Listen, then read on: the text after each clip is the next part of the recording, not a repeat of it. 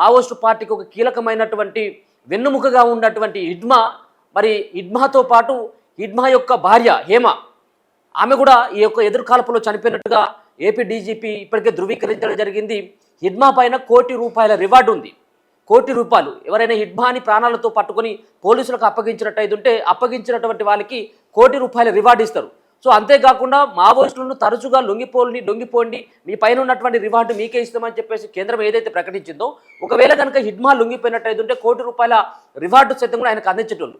కానీ చివరి వరకు అడవిలోనే ఉండి 25 ఏళ్లుగా అజ్ఞాతంలోనే ఉన్నటువంటి హిడ్మాతో పాటు హిడ్మా భార్య పైన 50 లక్షల రివార్డు, ఈ హేమ పైన కూడా హిడ్మా భార్య పైన కూడా ₹50 లక్షల సంబంధించినటువంటి రివార్డు ఉంది. ఇద్దరు కూడా ఈ యొక్క ఎదురు కాల్పులో చనిపోవడం జరిగింది. మొన్ననే మనం చూసుకోవడం జరిగింది. ఛత్తీస్గఢ్కు సంబంధించినటువంటి అక్కడ ఉన్నటువంటి హోంమంత్రి, ఛత్తీస్గఢ్ హోంమంత్రి నేరుగా హిడ్మా ఇంటికి వెళ్ళడం జరిగింది. హిడ్మా తల్లిని కలవడం జరిగింది. హిడ్మా తల్లితో విజ్ఞప్తి చేయడం జరిగింది. హిడ్మా తల్లిని కలిసిన తర్వాత హిడ్మా తల్లి సైతం కూడా హిడ్మాకి రిక్వెస్ట్ చేస్తూ కొంత వార్తలు వచ్చినాయి. నువ్వు లొంగిపోవాల్సిందే, జనజీవన స్రవంతిలోకి రా అని చెప్పేసి హిడ్మా తల్లి సైతం కూడా ఆయనను ఆహ్వానించడం జరిగింది.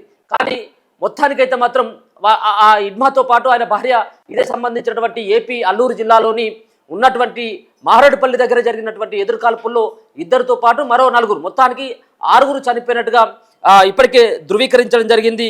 అంతేకాకుండా ఇక్కడ ఉన్నటువంటి ఈ యొక్క 25 ఏళ్లకు సంబంధించినటువంటి ప్రస్థానం ఇక ముగిసిపోయిందని చెప్పేసి మనకైతే స్పష్టంగా